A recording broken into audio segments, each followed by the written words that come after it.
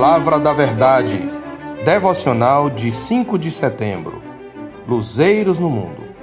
Viu o Senhor que a maldade do homem se havia multiplicado na terra e que era continuamente mal todo o desígnio do seu coração. Então se arrependeu o Senhor de ter feito o homem na terra, e isso lhe pesou no coração.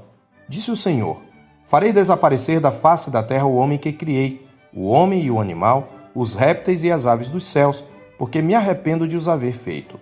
Porém Noé achou graça diante do Senhor. Eis a história de Noé. Noé era homem justo e íntegro entre os seus contemporâneos.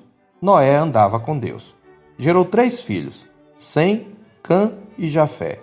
Gênesis 6, de 5 a 10.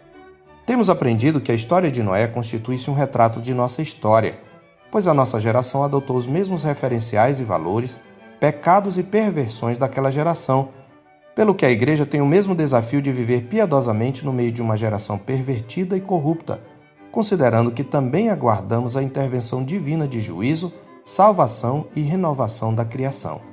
Observamos o primeiro quadro dessa galeria, vendo a geração de Noé como uma geração em trevas, marcada por 3 fatores.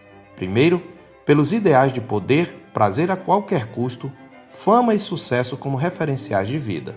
Segundo, foi uma geração que promoveu uma intensificação desenfreada da maldade, da violência e da degeneração moral.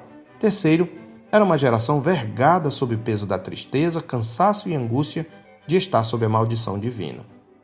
Todavia, em contraste com esse quadro tenebroso, nosso texto nos apresenta uma luz, ou mais apropriadamente um luzeiro, numa imagem aparentemente pequena, mas forte.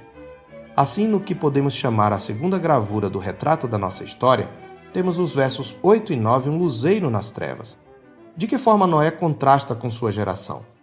Em primeiro lugar, enquanto sua geração foi condenada, Noé achou graça diante do Senhor. Ele foi escolhido por Deus para ser o cabeça de uma nova humanidade. A frase no verso 8 não nos deixa dúvida de que a causa primeira da salvação de Noé foi a eleição divina, graça que se estendeu à sua família. Aqui se revela pela primeira vez aquela verdade evangélica ressaltada por Paulo em Romanos 11, versos 5 e 6.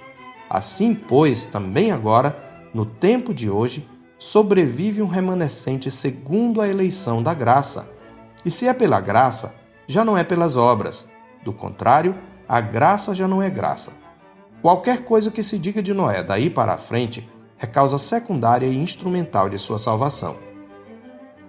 Em segundo lugar, Noé contrasta com sua geração porque, enquanto ela se degenerava e cada ser havia pervertido o seu próprio caminho, Noé permanecia íntegro e justo no meio de sua geração.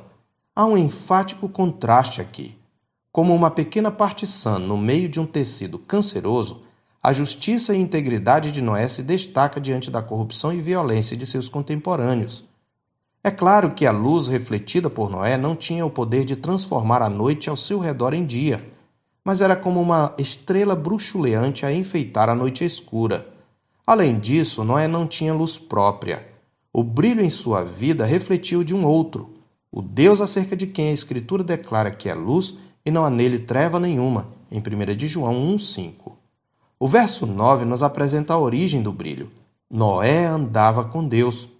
A frase expressa uma piedade marcada pela intimidade e comunhão intensas com Deus, numa piedade vivida pela fé.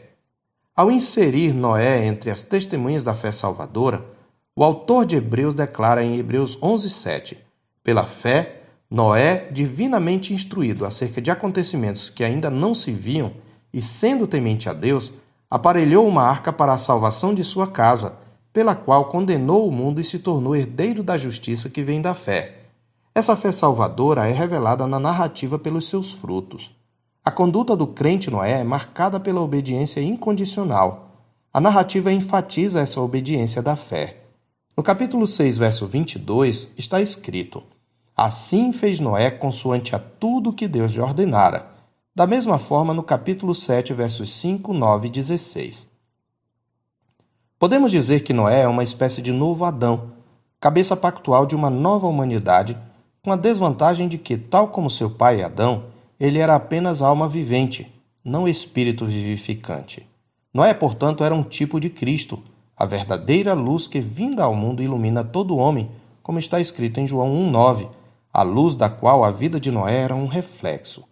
Por outro lado, esse servo de Deus também é um tipo do crente, salvo pela graça mediante a fé, uma fé que se expressa na obediência incondicional e numa vida de santidade em meio ao pecado. Noé é chamado por Pedro de pregador da justiça, em 2 de Pedro 2,5, uma figura do arauto, o mensageiro autorizado do rei. Seja por seu caráter justo e íntegro, seja por um ministério mais ativo na proclamação do juízo, Noé condenou o mundo e se tornou herdeiro da justiça que vem da fé. A Escritura lembra aos que são de Cristo Jesus que, tal como Noé, eles são luzeiros no mundo, como está escrito em Filipenses 2:14 e 15. Fazei tudo sem murmurações nem contendas, para que vos torneis irrepreensíveis e sinceros, filhos de Deus inculpáveis no meio de uma geração pervertida e corrupta, na qual resplandeceis como luzeiros no mundo. Ao chamar os crentes de luzeiros, Paulo evoca a figura de estrelas cintilando no céu numa noite escura.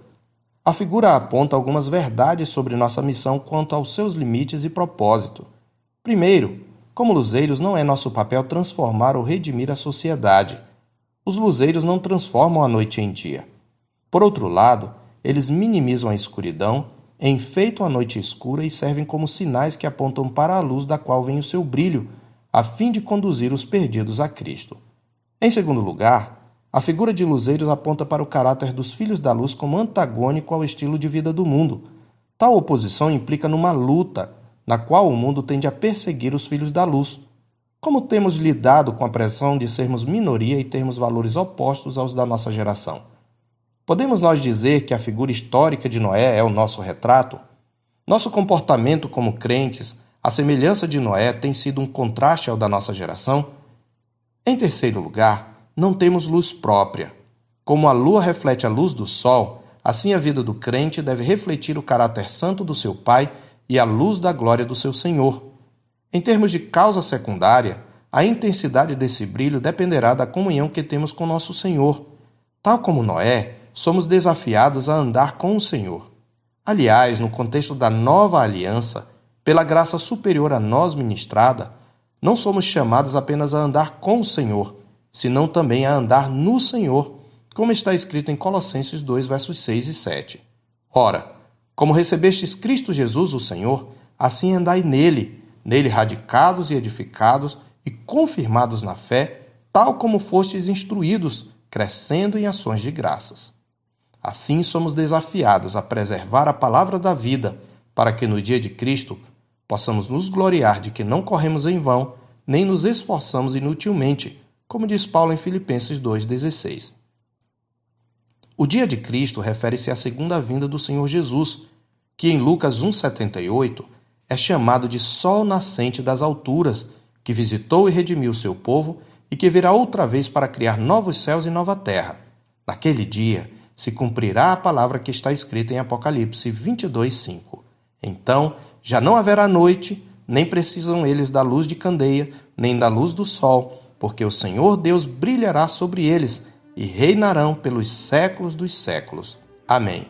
Eu sou o pastor Marcos Augusto, pastor da Terceira Igreja Presbiteriana de Boa Vista, em Roraima. Tenha um bom dia na paz do Senhor Jesus.